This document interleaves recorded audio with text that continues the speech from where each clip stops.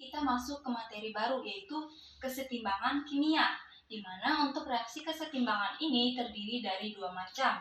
Yang pertama itu ada reaksi irreversibel, dan yang kedua itu ada reaksi yang reversibel. Untuk reaksi irreversibel ini memiliki beberapa ciri. Cirinya yaitu memiliki tanda panah yaitu satu arah, dan membentuk produk atau reaksinya berkesudahan. Jadi ini misalkan contohnya ketika kita membakar kayu, ketika kita membakar kayu dan kita memberikan pengaruh yang kita sebut api.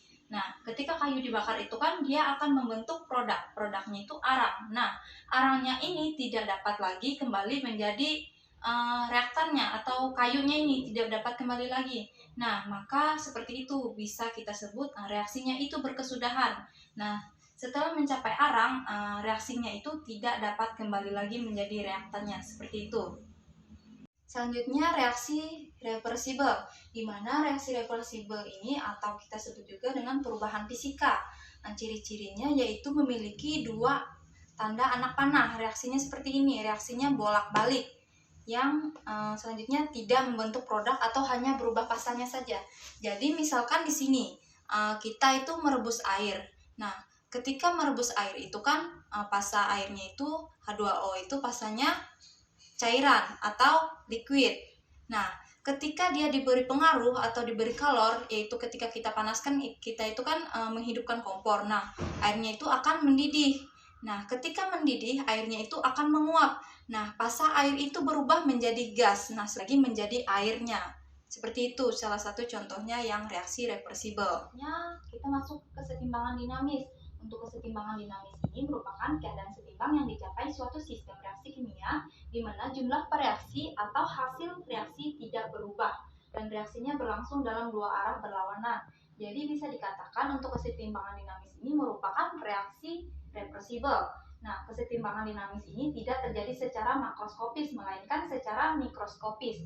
Jadi reaksinya itu tidak dapat kita lihat secara langsung, namun terjadi secara mikroskopis. Reaksinya itu terjadi namun tidak dapat kita lihatnya. Selanjutnya untuk kesetimbangan dinamis ini memiliki beberapa ciri. Ciri yang pertama yaitu terjadi dalam wadah tertutup. Selanjutnya reaksinya berlangsung terus-menerus atau dinamis dalam dua arah yang berlawanan ya. Selanjutnya konsentrasi produk dan reaktannya tetap. Selanjutnya terjadi secara mikroskopis pada tingkat partikel zat dan konsentrasi dan laju reaksi ke reaktan itu sama dengan laju ke produknya. Jadi di sini P1 ini menjadi P1 ini laju reaktan sama dengan laju produknya. Nah, seperti itu untuk kesetimbangan dinamis, ciri-ciri kesetimbangan dinamis. Selanjutnya, Ibu akan bahas grafik. Di sini ada grafik. Nah, ketika SO2 bereaksi dengan O2, maka konsentrasinya yaitu turun. Nah, konsentrasi pereaksinya turun. Sedangkan ketika membentuk SO3, nah konsentrasi produknya ini naik. Nah, ketika mencapai waktu tertentu, reaksi itu akan mengalami kesetimbangan. Jadi di mana laju reaksi ruas kirinya ini tadi, ruas kiri atau produknya ini, reaktannya ini sama dengan laju reaksi ruas kanannya atau produknya. Maka sehingga konsentrasi ruas kanannya itu sama dengan konsentrasi ruas kirinya. Nah, seperti itu. Kesetimbangan terdiri dari dua macam lagi, yaitu ada kesetimbangan homogen dan ada kesetimbangan heterogen. Untuk kesetimbangan homogen ini, ciri-ciri kesetimbangan homogen itu reaktan dan produk berada pada fase I2 dalam wujud gas menghasilkan 2HI dalam wujud gas. Nah, bisa kita lihat bahwa pasanya ini sama. Pasanya yaitu gas. Bisa kita lihat seperti ini ya. Gas pasanya itu sama. Selanjutnya, untuk kesetimbangan heterogen itu memiliki ciri yaitu reaktan dan produk berada fase yang berbeda. Nah, bisa kita lihat di gambar di contoh ini, C wujudnya yaitu solid plus 2H2O yang wujudnya aquos menghasilkan CO2 dalam wujud gas plus 2H2 dalam wujud gas. Nah, bisa kita lihat bahwa pasanya ini berbeda. Bisa kita lihat dari contohnya ini memiliki 3 pasa. Yang pertama itu ada solid, yang kedua itu ada aquos, yang ketiga itu ada gas. Jadi bisa kita simpulkan bahwa reaksi ini merupakan reaksi heterogen karena berada pada pasa yang berbeda. Nah, Seperti itu untuk contoh kesetimbangan yang homogen dan heterogen. Tetapan kesetimbangan. Di sini ada yang namanya lambang tetapan kesetimbangan yang kita kenal dengan Kc dan Kp. Untuk Kc ini sendiri tetapan kesetimbangannya berdasarkan konsentrasi, sedangkan Kp tetapan kesetimbangan berdasarkan tekanan atau wujud gasnya. Jadi adapun untuk menurut hukum aksi massa atau ada yang namanya hukum kesetimbangan reaksi kimia pada suhu tertentu perbandingan hasil kali konsentrasi zat-zat di ruas kanan dengan hasil kali konsentrasi zat-zat di ruas kiri yang masing-masing dipangkatkan dengan koefisien reaksinya akan menghasilkan suatu bilangan yang tetap atau konstan. Jadi di sini bisa kita tuliskan K sama dengan zat ruas kanan dibagi dengan zat ruas kirinya yang kita pangkatkan dengan koefisien. Jadi misalkan zat ruas kanan atau produknya ini kita pangkatkan dengan X dan zat ruas kirinya ini kita pangkatkan dengan Y. Misalkan di sini Y ini merupakan koefisiennya. Jadi untuk hukum aksi massa ini zat ruas kanan dibagi dengan zat ruas kiri yang kita pangkatkan dengan koefisiennya. Nah, seperti itu. Nah, untuk nilai Kc ini reaksi kesetimbangan homogen terjadi jika pasa zat-zat yang bereaksi zat-zat reaksi sama. Nah, untuk nilai Kc ini, pasa yang dihitung yaitu pasa yang berupa gas atau larutan. Jadi selain dari berupa gas atau larutan tidak usah dihitung atau diabaikan. NH3, konsentrasi NH3 kita pangkatkan dengan koefisiennya yaitu 2 dibagi dengan ruas kirinya yaitu konsentrasi N2 dikali dengan H yang kita pangkatkan dengan koefisiennya yaitu 3.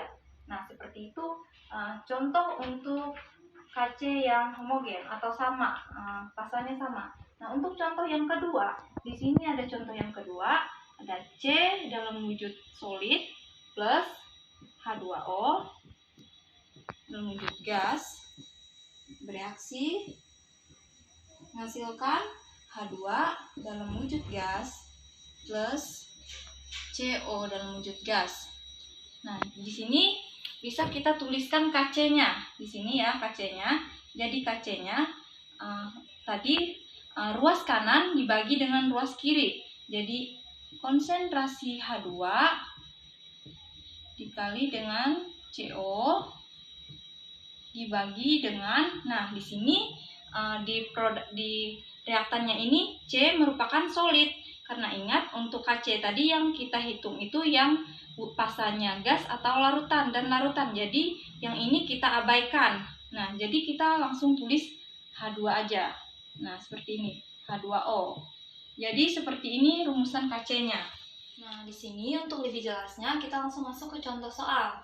Dalam ruangan 5 liter berlangsung reaksi kesetimbangan 2SO3 terurai menjadi 2SO2 dalam wujud gas plus O2 dalam wujud gas. Jika dari pemanasan 1 mol gas SO3 diperoleh 0,25 mol gas O2, maka tentukanlah tetapan kesetimbangannya. Maka penyelesaiannya kita tuliskan dulu persamaan reaksinya. Di sini untuk mol mula-mulanya kan tadi diketahuinya yaitu 1 mol. Nah, di sini tadi diperoleh gas O2. Jadi O2 ini kita tuliskan 0,25-nya. Di sininya pun sama 0,25 mol ya di sini. Nah, untuk mencari terurainya tadi kita kalikan nih koefisien. Kita bagi koefisien SO3 ini kita bagi dengan koefisien yang ini dikali dengan 0,25. Maka kita dapatkan yaitu 0,50. Sama halnya untuk mencari SO2 yang terurai, maka kita koefisien SO2 ini kita bagi dengan koefisien 0,2 dikali dengan mol yang diketahui yaitu 0,25. Jadi nilainya yaitu 0,50 juga. Jadi untuk sisanya yaitu 0,50. Nah, seperti ini. Jadi kita langsung masuk ke, kan untuk rumus Kc-nya tadi ruas kanan dibagi dengan ruas kirinya yang kita pangkatkan dengan koefisiennya. Jadi bisa kita tuliskan SO2 kita pangkatkan dengan koefisiennya O2 dibagi dengan SO3 yang merupakan produknya. Nah, jadi bisa langsung kita masukkan nilainya. Di sini ingat, ini kan konsentrasi. Nah, untuk mencari konsentrasi itu kan molaritas kan, yaitu N per P. Jadi ininya molnya 0,50.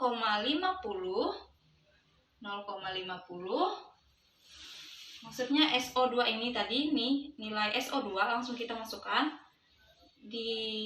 Dibagi dengan volumenya, ya volumenya itu 5 liter. Untuk SO2 bisa kita lihat pangkatnya yaitu 2. Ini 5 liter. Dibagi lagi. O2-nya di sini nilai molnya yaitu 0,25 dibagi dengan 5 per di sini nilai 2SO2 ini tadi 0,50. Jadi di sini maksudnya 0,50 kita pangkatkan per 5 liter pangkat 2. Jadi dapat kita hasilkan nilainya yaitu 0,05. Nah, seperti itu untuk mencari KC-nya. Kita masuk ke KP. Untuk KP ini dapat dilakukan dengan menggunakan tekanan parsial atau setiap gas. Perhitungan KP ini hanya didasarkan zat yang berfasa gas. Jadi zat yang berfasa padat, cair, ataupun solid itu tidak mempengaruhi tekanan. Jadi selain dari gas, fasanya itu diabaikan. Jadi di sini kan ada salah satu contoh. A dalam wujud gas bereaksi dengan B dalam wujud gas menghasilkan C dalam wujud gas plus D dalam wujud gas. Jadi ingat untuk menuliskan kan KP tadi, ruas kanan dibagi dengan ruas kiri yang kita pangkatkan dengan koefisiennya. Jadi tekanan C kita pangkatkan dengan koefisiennya yaitu R. Tekanan D kita pangkatkan dengan S dibagi dengan ruas kirinya yaitu tekanan A dipangkatkan dengan koefisiennya yaitu P, dan tekanan B kita pangkatkan juga dengan koefisiennya yaitu Q. Jadi ini untuk KP yang pertama, contoh soal yang pertama. Nah, kita ke contoh soal yang kedua. Nah, di sini kita hapus saja ya.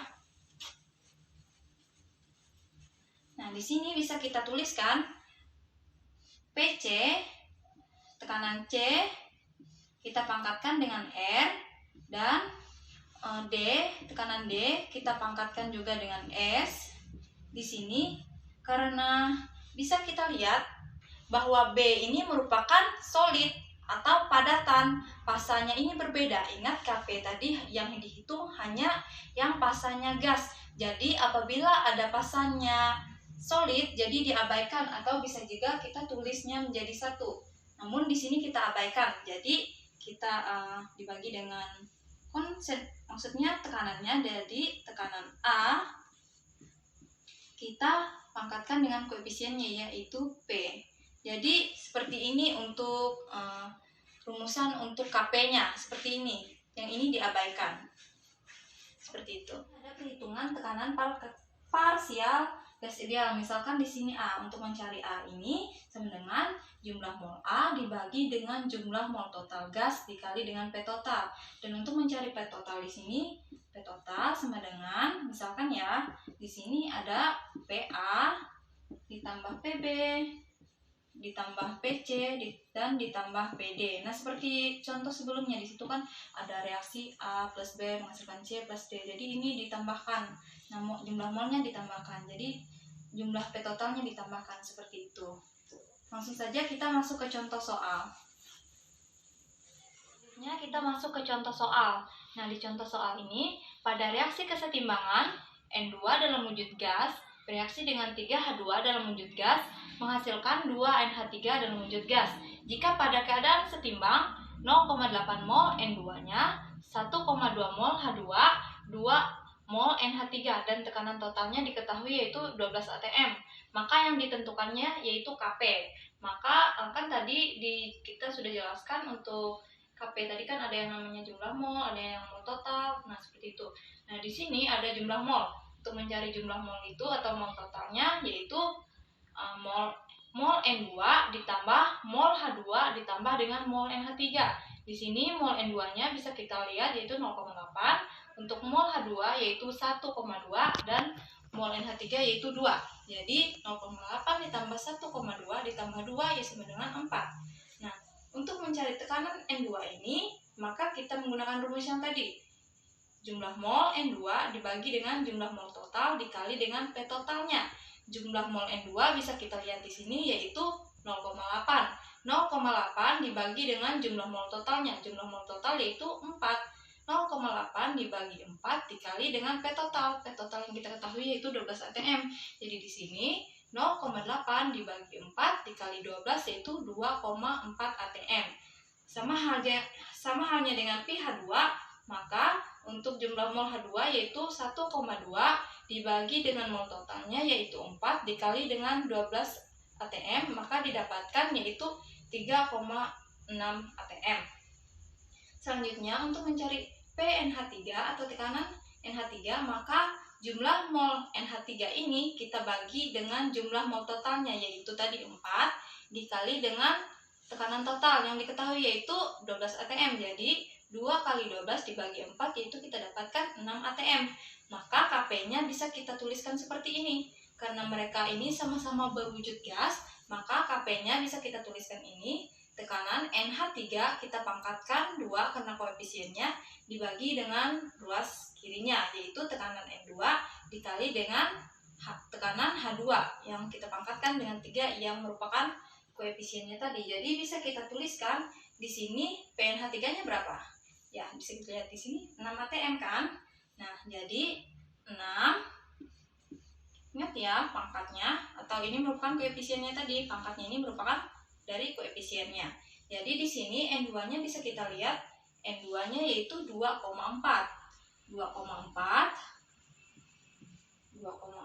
dikali dengan H2-nya. H2-nya ini tadi 3,6 pangkat 3. Jangan lupa ya pangkat yang merupakan koefisiennya tadi. Jadi 6 ini 6 kuadrat dibagi dengan 2,4 dikali 3,6 pangkat 3. Maka kita dapatkan nilainya, nilai Kp-nya yaitu 0,32. Nah, seperti itu cara menghitung Kp-nya. Nah, jadi selanjutnya kita masuk ke hubungan Kp dan Kc.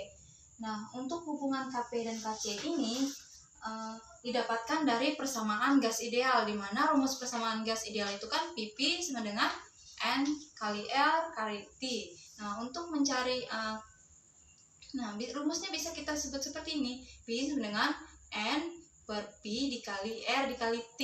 Nah, seperti itu. Nah, di mana P itu merupakan tekanan yang satuannya atmosfer. Dan di sini V di sini merupakan volume yang satuannya liter. Sedangkan N di sini merupakan jumlah mol gasnya. Sedangkan untuk R di sini merupakan yang nilai ketetapannya yaitu 0,0823. Sedangkan T di sini merupakan suhu. Suhu di sini merupakan satuannya Kelvin. Nah, apabila ada soal yang menggunakan Celsius nanti diubah dulu menjadi Kelvin. Nah, selanjutnya perhatikan reaksi berikut. Nah, di sini ada suatu reaksi A dalam wujud gas bereaksi dengan B dengan wujud gas, menghasilkan C dalam wujud gas plus D dalam wujud gas. Nah, di sini Kp-nya bisa kita tuliskan tekanan C kita pangkatkan dengan koefisiennya yaitu R dikali dengan tekanan D-nya yang kita pangkatkan dengan S. Ingat yang tadi ruas kanan dibagi dengan ruas kiri, jadi per untuk reaktannya yaitu tekanan A dipangkatkan dengan P yang merupakan koefisiennya, tekanan B kita pangkatkan dengan Q-nya. Jadi bisa kita tuliskan untuk mencari PA-nya ini kan tadi kan rumusnya tadi yaitu P sama dengan N per P kali R kali T. Nah, N per P ini merupakan rumus molaritas di mana rumus mencari konsentrasi. Jadi bisa kita tuliskan seperti ini. Konsentrasi A dikali R dikali T. Sedangkan untuk tekanan B-nya sama dengan konsentrasi B dikali R dikali T. Sama sebaliknya dengan tekanan C dan D-nya. tekanan P. Tekanan C sama dengan konsentrasi C dikali R dikali T. Dan tekanan D sama dengan konsentrasi D dikali R dikali dengan T. Nah, jadi Kp-nya bisa kita tuliskan seperti ini. Dalam kurung, konsentrasi C dikali R dikali T kita pangkatkan dengan R. Di sini dikali dengan D-nya. Konsentrasi D dikali R dikali T kita pangkatkan S. Ingat koefisiennya tadi dibagi dengan ruas kanannya tadi kan, ruas kirinya maksudnya. Di sini konsentrasi A kali R kali T kita pangkatkan dengan koefisiennya dikali dengan konsentrasi B kali R kali T yang koefisiennya Q tadi. Nah, di sini kita bisa juga kita uraikan. Jadi di sini konsentrasi R dikali dengan R kali T, pangkat R-nya ya, dikali dengan konsentrasi D, kita pangkatkan dengan S tadi, dikali dengan R kali T, kita pangkatkan dengan koefisiennya tadi, yaitu S, dibagi dengan konsentrasi reaktannya. Konsentrasi A, kita pangkatkan dengan koefisiennya, dikali dengan R dikali T, dikali lagi dengan konsentrasi B, kita pangkatkan dengan koefisiennya tadi, kali R kali T pangkat koefisiennya. Jadi bisa disederhanakan lagi menjadi seperti ini. Nah, seperti ini. Konsentrasi C kita pangkatkan dengan R, konsentrasi D kita pangkatkan dengan S. Nah, di sini bisa kita tuliskan R dikali T dipangkatkan dengan R. Nah, di sini juga R dikali T dipangkatkan dengan S yang merupakan koefisien dari D ini tadi, per dibagi dengan ruas kanannya. Konsentrasi A kita pangkatkan dengan B dikali dengan konsentrasi B kita pangkatkan dengan Q.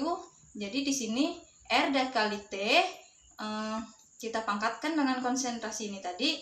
Maksudnya koefisiennya ini tadi dikali dengan R kali T, pangkatnya yaitu yang ini tadi koefisien dari Q. Jadi ini sama saja dengan, ingat kan rumus KC tadi, ruas kanan dibagi dengan ruas kiri. Jadi ini sama dengan KC. Jadi bisa kita sederhanakan lagi, Kp-nya sama dengan KC dikali R dikali T kita pangkatkan. Nah, di sini kita pangkatkan, ingat R ditambah S dikurang dengan P dikurang Q. Nah, seperti itu. Atau kata lainnya bisa juga kita tuliskan delta N-nya. Jadi di sini Kp sama dengan Kc dikali R dikali T, di mana di sini R dan S ini merupakan jumlah koefisien ruas kanannya, sedangkan P dan Q ini merupakan koefisien kirinya. Jadi nanti koefisien produknya ini ditambah dulu ya, baru dikurang dulu, dikurang, ini juga ditambah. Jadi nanti misalkan kita masukkan ini, misalkan seperti ini, X, di sini Y. Jadi nanti koefisiennya dikurang, koefisien ruas kanannya ini kita kurang dengan koefisien ruas kirinya, maka didapatkan nilainya, tetapan kesetimbangannya yaitu Kp sama dengan Kc dikali R dikali T sama dengan X min Y atau delta N-nya. Nah, seperti itu untuk mencari hubungan Kp dan Kc-nya. Ada yang namanya derajat disosiasi. Disosiasi ini merupakan penguraian suatu zat menjadi zat yang lebih sederhana. Untuk derajat disosiasi itu dilambangkan dengan alfa. Nah, derajat disosiasi itu adalah perbandingan jumlah zat yang terurai terhadap jumlah zat sebelum terurai atau mula-mulanya. Nah, untuk derajat disosiasi ini dapat berapa angka desimal yang nilainya 0 sampai dengan 1. Untuk persentasenya memiliki nilai yaitu 0 sampai dengan 100%. Nah, untuk mencari derajat disosiasi itu sendiri yang kita lambangkan dengan alfa yaitu jumlah mol zat terurai sama dengan jumlah mol zat yang mula-mula, atau untuk mencari persentasenya derajat disosiasi sama dengan jumlah mol zat terurai dibagi dengan jumlah mol zat mula-mula dikali 100%. Jadi apabila kita dapatkan derajat disosiasinya 0, maka tidak ada zat yang terurai. Sedangkan ketika kita dapatkan nilai derajat disosiasinya 100%, maka seluruh zat itu dapat dipastikan telah terurai. Nah, seperti itu. Selanjutnya kita masuk ke contoh soal. Senyawa NH3 dibiarkan terurai sampai terjadi kesetimbangan jika pada keadaan setimbang jumlah mol NH3 dan N2 adalah sama. Maka tentukanlah derajat disosiasi NH3 tersebut. Maka di sini penyelesaiannya, di sini kan sudah dimisalkan pada keadaan setimbang. Jumlah mol NH3 itu sama dengan jumlah mol N2 sama dengan X mol. Jadi mereka ini misalkan X mol. Jadi keadaan setimbang di sini X nilainya yaitu X mol. Di sini sudah diketahui ya, nilai kesetimbangannya N2-nya juga X mol. Nah, jadi untuk mencari terurainya tadi kita bisa kalikan.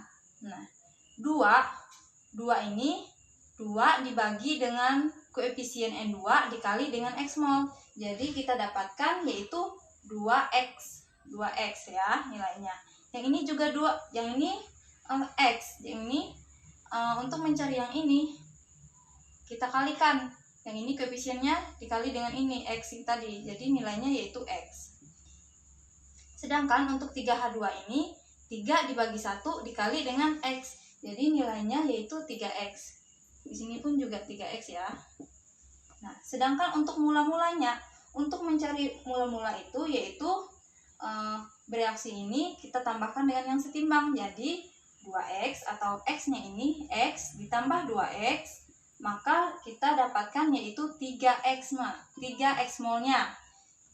Nah, gitu untuk mencarinya. Jadi, maka kita dapatkan derajat disosiasinya. Untuk derajat disosiasi tadi merupakan jumlah zat terurai dibagi dengan jumlah mol zat mula-mulanya.